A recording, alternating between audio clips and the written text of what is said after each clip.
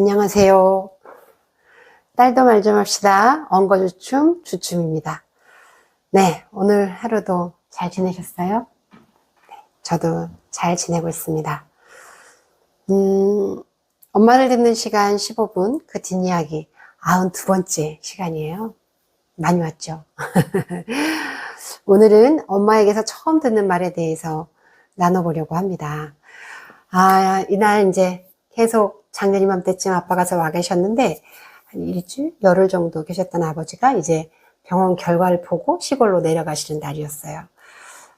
제가 이제 병원에 모시고 나가고, 큰오빠는 시골에서 올라오고, 그래서 병원에서 만나가지고, 결과 보고 아빠 내려가시고, 이제 이랬던 날인데요. 결과가 그때 좋다 그랬어요. 잘 관리하고 계신다고. 그리고 작년 연말까지도 잘 지내셨는데, 올 초에 이제, 올 설날쯤에 폐렴이 오셔가지고 100일 동안 이제 병원에 계시다가 돌아가셨는데요.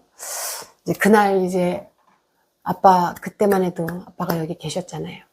그런데 이제 엄마한테 아빠가 가시고 이제 엄마 아빠가 가셨는데 어때요? 그랬더니 아빠가 허전하다고 그러시는 거예요. 늘 거실에 계시고 그랬는데 들어와서 보니까 안 계셔서 허전하지 이러셔서 저는 좀 엄마한테 그런 얘기를 좀 처음 들었어요.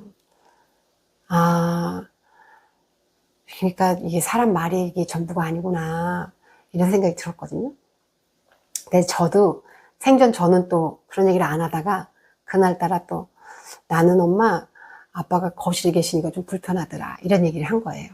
그게 이렇게 후회가 되더라고요.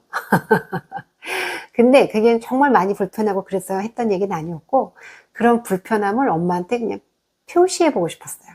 그런 거 괜찮아 맨날 괜찮지 뭐 이런 얘기만 맨날 해왔던 터라 그런 말을 좀 표현해 보고 싶었는데 그 말이 자꾸 좀 걸리더라고요. 네, 그래서 그냥 그래서 아빠 그 뒤에는 이제 그걸 좀 만회하려고 좀 더 오래 계시라고 그랬는데 그 뒤에도 그냥 아빠 잠깐 와서 계시고 그러셨던 것 같아요. 그런 말을 한번 해보고 싶었는데 근데 그게 이렇게 마음에 걸리더라고요.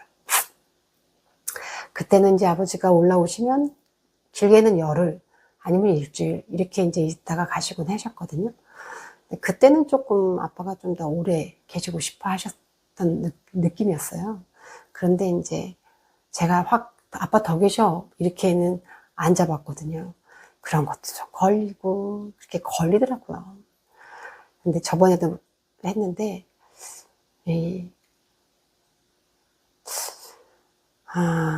뭐 그때도 저는 여러분도 그렇지만 또 그때는 또 그게 최선이었다라는 생각이 들고 그래서 이제 아빠 장례 치르고 와서 딸들하고 얘기를 하면서 딸들은 이제 할아버지를 추억하고 저도 그러면서 엄마는 이런 게 걸려 그랬더니 에이 엄마 딸들 날 위로하더라고요.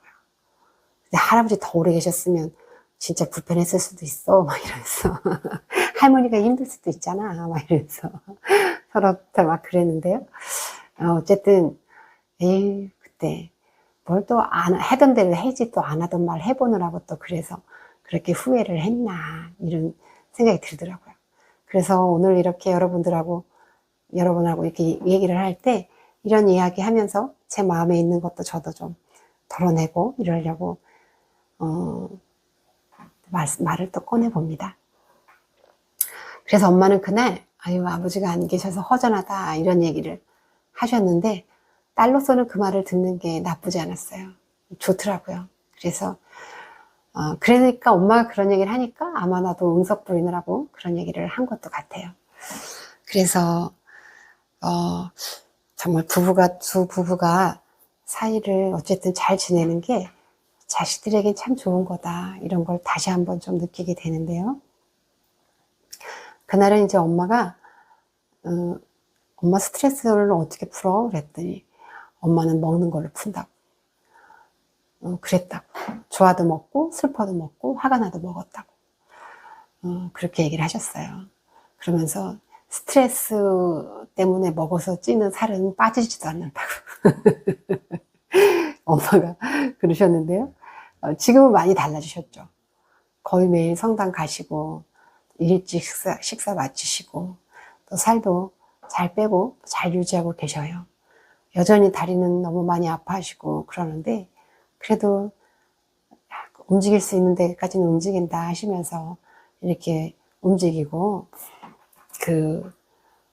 의존적으로면 자꾸 안 움직이면 자꾸 안 움직이고 싶고 이래지기 때문에 억지로라도 움직여야 된다고 엄마가 이런 얘기를 하셨거든요. 아마 그날도 이제 또 얘기를 하다 보면 스트레스 받아 살쪘다는 얘기를 하니까 이제 막 그런 얘기 하셨을 거 아니에요. 그런데 제가 그 얘기를 들으면서 야, 딸들 모아놓고 자기들 엄마 고생한 이야기 자랑해보라고 하면 다 1등 할 것 같다, 이런 생각이 좀 들었습니다. 그런 대회를 한번 열어볼까 봐요. 정말 어려운 시기들을 견뎌내셨으니까 그런 생각이 들었습니다.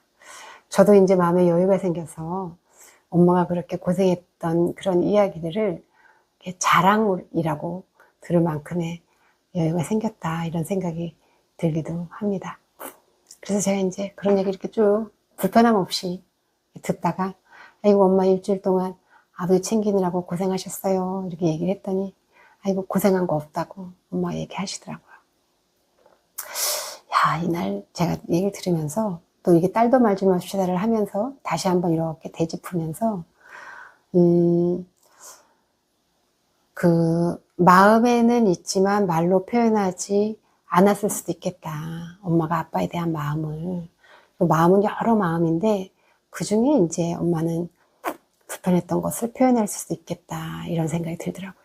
저도 많은 말 중에서 있었지만 저는 좀 긍정적인 것, 이런 말을 먼저 꺼냈다라고 하면 엄마는 그럴 수도 있겠다, 이런 생각이 좀 들어서 제가 약간의 불편함을 삼켰다면 엄마는 좋은 거, 이런 거를 삼킬 수 있었겠다, 이런 생각이 좀 들더라고요.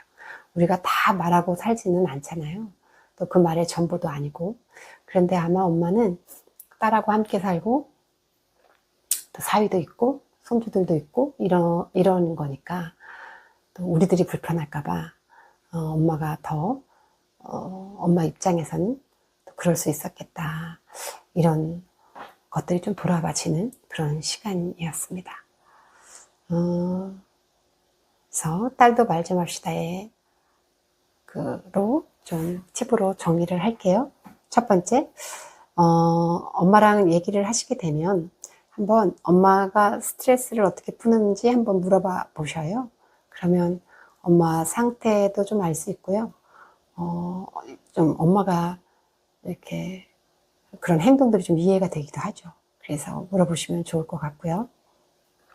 두 번째, 엄마 혼자 자립적으로 할 수 있는 일은 자꾸 하면 좋습니다. 용불용설이라고 하잖아요. 자꾸 써야지만 된다고. 그래서 엄마가 걷든지 요리하든지 움직이는 거, 이런 거 자꾸 응원하시면 그래도 노화도 최고 늦게까지 그래도 좀 할 수 있지 않을까, 이런 생각이 들어요. 엄마는 요리를 좀 많이 좋아하시긴 하는데요. 어쨌든. 그 다음에 세 번째, 저한테는 이게 좀 저한테는 되게 좋은 발견이었는데요. 이제야 이걸 발견하나? 이런 생각이 들기도 하는데, 겉으로 하는 말이 전부가 아님을 알기. 예.